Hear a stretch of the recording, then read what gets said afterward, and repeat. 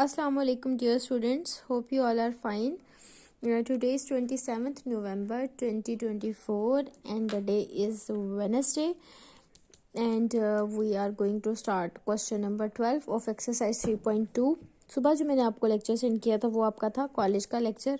मेरी एब्सेंट की वजह से आपका लेक्चर मिस ना होता तो वो मैंने मॉर्निंग में सेंड किया था. अब जो मैं आपको लेक्चर सेंड कर रही हूँ ये आपका है ऑनलाइन क्लास का लेक्चर. डे में आपके 2 लेक्चर्स होते हैं, एक आपको सुबह में मॉर्निंग में सेंड हुआ था और एक अभी होने वाला है, शायद कल हो गया हो, मे बी, मुझे याद नहीं है. कल मैंने आपके रजिस्टर्स चेक करने हैं जिनके लेक्चर्स ऑनलाइन वाले और क्लास लेक्चर्स अभी तक तो हमारा हुआ ही नहीं, सारा ऑनलाइन में हुआ है. जो ऑनलाइन वर्क आप लोग का कंप्लीट नहीं होगा मैं स्टूडेंट को क्लास पे बैठने नहीं दूंगी. कल तक अपने सारा वर्क जो है वो कंप्लीट करें, जो अपने डाउट्स हैं उनको मेंशन करें और क्लास में कल डिस्कस कीजिएगा. क्वेश्चन नंबर 12 पार्ट 1 है और हमारे पास उसकी स्टेटमेंट है. Prove that cos alpha plus beta is equal है cos alpha cos beta minus sine alpha sine beta के. इसके लिए हम डायग्राम लेते हैं. एक्स एंड वाई एक्सिस हमने कंसिडर कर लिया. एक ओ से हमने एक वेक्टर ड्रॉ किया ए और दूसरा वेक्टर हमने ड्रॉ किया है बी. ए के ऊपर जो हमने पोजीशन वेक्टर लिया है कंसिडर किया है वो है यू यूनिट वेक्टर और बी के ऊपर जो हमने कंसिडर किया वो है वी यूनिट वेक्टर. ठीक है, जो ए के साथ हमारे पास एंगल बनाएगा वो होगा अल्फा और जो बी के साथ एंगल बनाएगा एक्स एक्सिस के साथ वो होगा हमारे पास बीटा. ए के कोऑर्डिनेट हम लिख रहे हैं कॉज अल्फा कॉज बीटा और बी के रिस्पेक्ट से उसके कोऑर्डिनेट लिखेंगे तो वो हो जाएंगे कॉज बीटा और माइनस साइन बीटा. क्योंकि एंटी क्लॉकवाइज डायरेक्शन में चल रहे हैं तो जब हम इसको खोलेंगे तो माइनस के साथ और बाहर वाले साइन के साथ ये चेंज होके हमारे पास रिक्वायर्ड रिजल्ट आ जाएगा. यहाँ पे हमें साइन के साथ माइनस चाहिए तो इस वजह से यहाँ पे हमारे पास एंटी क्लॉकवाइज, ये हमारे पास क्लॉक वाइज और एंटी क्लॉकवाइज डायरेक्शन में जब हम चलते हैं तो हमारे पास पॉजिटिव और नेगेटिव साइन जो है वो आ जाते हैं. तो अब हमारी कंस्ट्रक्शन क्या थी कि हमने कंसिडर किया कि 2 यूनिट वेक्टर्स हैं, 2 यूनिट वेक्टर, एक यू एंड एक वी. यू यूनिट वेक्टर कहाँ से कहाँ तक है, ओ से ए तक, और वी यूनिट वेक्टर हमारे पास है ओ से बी तक. ठीक है, और उसके अलावा हमने क्या कहा है कि let u and v make angle alpha and beta with x axis. ये जो यू है ये एंगल बना रहा है अल्फा किसके, एक्स एक्सिस के, और ये बी जो है वो हमारे पास एंगल बना रहा है बीटा के साथ विद एक्स एक्सिस. ठीक है, coordinates of A and B, A के कोऑर्डिनेट्स जो है वो भी लिख देने, बी के जो कोऑर्डिनेट्स हैं वो भी आपने मेंशन कर देने. अब अगर हम इनको मैथमेटिकल लिखें तो क्या है, यू यूनिट वेक्टर, ये जो यू यूनिट वेक्टर है ये ओ से लेकर ए तक है और ओ से लेकर ए तक की लेंथ के कोऑर्डिनेट है cos alpha I unit vector plus cos beta J unit vector. ठीक है, फिर उसके बाद वी यूनिट वेक्टर जो है वो ओ से लेकर बी तक है और उसके कोऑर्डिनेट हमारे पास हैं cos beta I unit vector, ये वाला माइनस, और फिर साइन बीटा जे यूनिट वेक्टर. अब हमें क्या चाहिए कि हमने ये वाली चीज़ प्रूव कर रही है तो ये हम किस तरीके से प्रूव कर सकते हैं कि जब हम u डॉट वी लें, u एंड v का डॉट लें तो जब हम उसको ओपन करते हैं तो वो हमारे पास क्या बन जाएगा, u magnitude unit vector v magnitude unit vector cause alpha plus beta के दोनों जो u डॉट वी इस डॉट को ख़त्म करेंगे तो हमारे पास u एंड v का मैग्नीट्यूड आ जाएगा और जो एंगल बनेगा वो हमारे पास बनता है कॉज अल्फा प्लस बीटा. जब हम किसी एक का यूनिट वेक्टर लेते हैं तो वो इक्वल होता है 1 के, तो u का यूनिट वेक्टर और उसका मैग्नीट्यूड हम ले लें तो हम यहाँ लिख देते हैं 1. v जो है उसका मैग्नीट्यूड ये स्क्वायर रूट पे जब आप लिखेंगे तो ये 1 का स्क्वायर रूट बनेगा क्योंकि इसके साथ कुछ भी नहीं है तो यहाँ पे भी हमारे पास 1 आ जाएगा. और cause alpha plus beta 1 multiply by 1 multiply by cause alpha plus beta तो कॉज अल्फा प्लस बीटा ही आ जाएगा. ठीक है, क्या है कि 2 यूनिट वेक्टर का जब डॉट खत्म करते हैं तो दोनों का अलग अलग मैग्नीट्यूड आ जाता है और प्रूफ में हमारे पास है कॉस, तो ये हमारे पास कॉस और दोनों के एंगल को हम सम कर देते हैं. u और v के मैग्नीट्यूड की वैल्यूज पुट कर देंगे, वो हमारे पास 1 होती हैं. किसी का भी यूनिट वेक्टर अगर सिंगल वेक्टर का यूनिट वेक्टर निकालना हो मैग्नीट्यूड के साथ तो उसका आंसर 1 होता है. तो यहाँ से हमारे पास एक इक्वेशन बन जाएगी u is equals to u dot v is equals to cos alpha plus beta. अब यहाँ से u डॉट वी का डॉट प्रोडक्ट लिखें तो u की वैल्यू हमारे पास है ये, इसका फिर डॉट v की वैल्यू हमारे पास है ये दूसरी वाली, इन दोनों को मल्टीप्लाई करें तो cause alpha cos beta I unit vector फिर कॉज बीटा और साइन अल्फा इसका j और इसका i, फिर साइन बीटा और कॉज अल्फा को मल्टीप्लाई करेंगे तो i और j आ जाएगा. साइन बीटा और साइन अल्फा को मल्टीप्लाई करेंगे तो जे डॉट जे आ जाएगा। जो सेम होते हैं वो आंसर 1 देंगे, जो डिफरेंट होंगे वो आंसर 0 देंगे। तो इस वजह से ये सेंटर वाले जो हैं ये दोनों ख़त्म हो जाएंगे। जो आई डॉट आई और जे डॉट जे वाला फैक्टर जो है वो रह जाएगा। तो ये आ जाएगा कॉस अल्फा कॉस बीटा, और यहाँ से हमारे पास रह जाएगा minus sine alpha sine beta. इसको हम कह देंगे equation number 2। Equation number 1 and equation number 2 को कंपेयर कर लें from alpha and beta. u dot v, इसकी वैल्यू हमने ये निकाल ली है, इस u डॉट वी की जगह इसकी वैल्यू को पुट कर दें तो cos alpha plus beta is equal to cos alpha cos beta minus sine alpha sine beta. आपके पास ये वैल्यू आ जाएगी। ठीक है, ये इसका हमारे पास था क्वेश्चन नंबर 12 पार्ट नंबर 1। उसके बाद क्वेश्चन नंबर 2 है with usual notation for a triangle A B C prove that c square is equal to a square plus b square minus 2ab cos gamma and b is equal to a cos gamma plus c cos of alpha. तो अब हम एक triangle ले रहे हैं। सबसे पहले हमने एक ट्राइंगल ले ली और ट्राइंगल को हमने जो है वो नेम दे दिए। जैसे हमारे पास ये एक ट्राइंगल है,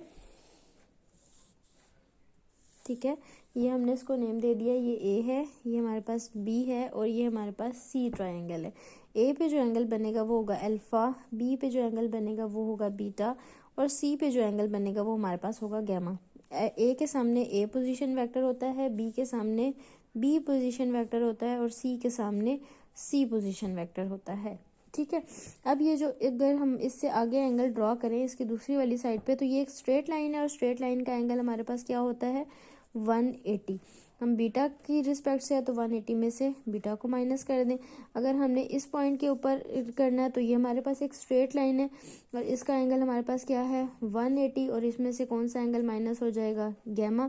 इसी तरीके से ए पॉइंट पर है, अगर अल्फा से हमने एक एंगल निकालना हो तो ये हमारे पास पूरा क्या बनता है एंगल जो है वो स्ट्रेट लाइन 180, इसमें से एंगल जो है आप माइनस कर दें तो वो आपके पास आ जाएगा अल्फा। ठीक है, ये आपके पास थी डायग्राम।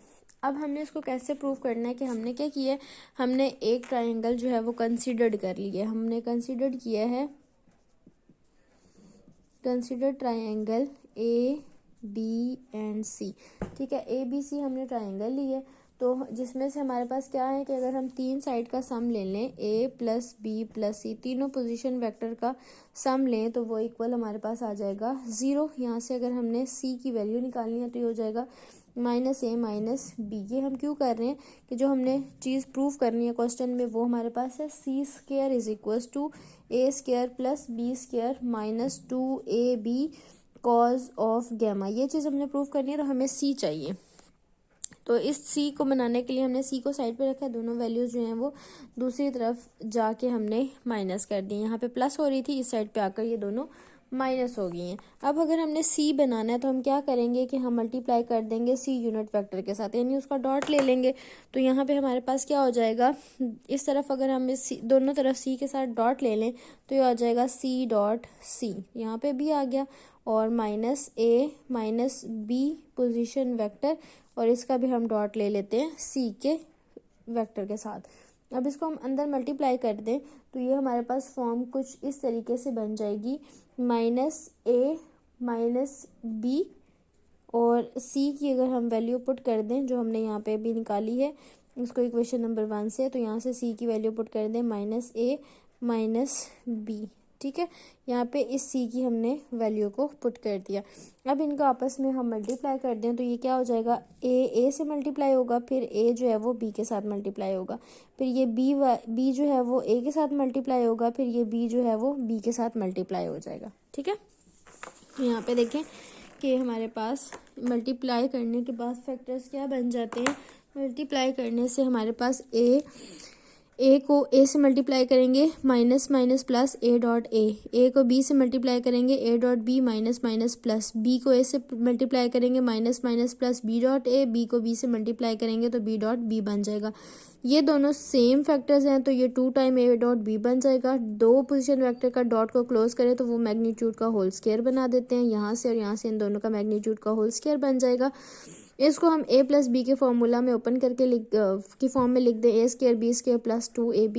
इसको हमने अरेंज करके लिख दिया। अब a डॉट बी, इसके मैग्नीट्यूड को ओपन करें तो ये डॉट को ओपन करें तो हमारे पास क्या आ जाएगा, a magnitude b magnitude cause of a और b के दरमियान में जो एंगल बन रहा है वो हमारे पास क्या बनता है। देखिए ये हमारे पास है a और ये हमारे पास है b। a और b इनके दरमियान में हमारे पास एंगल क्या था, गैमा। ठीक है, a और b इनका डॉट लेंगे तो हमारे पास जो एंगल बन जाता है वो क्या बनता है, 180 माइनस गैमा। तो ये a डॉट b और यहाँ से हमारे पास कॉज, डॉट ख़त्म करेंगे तो हमारे पास कॉज आ जाएगा। इन दोनों के दरमियान में जो एंगल है वो 180 माइनस गैमा है। ठीक है, इसको आप सिंप्लीफाई करें तो आपके पास आंसर आ जाएगा माइनस कॉस गैमा। ये माइनस और ये प्लस आपस में मल्टीप्लाई होकर माइनस में चेंज हो जाएंगे और यही चीज़ हमने प्रूव करनी थी। मैग्नीट्यूड्स को आप ख़त्म कर दें तो ये आ जाएगा c square a square b square minus 2ab cos of gamma. यही हमारा रिक्वायर्ड रिजल्ट था।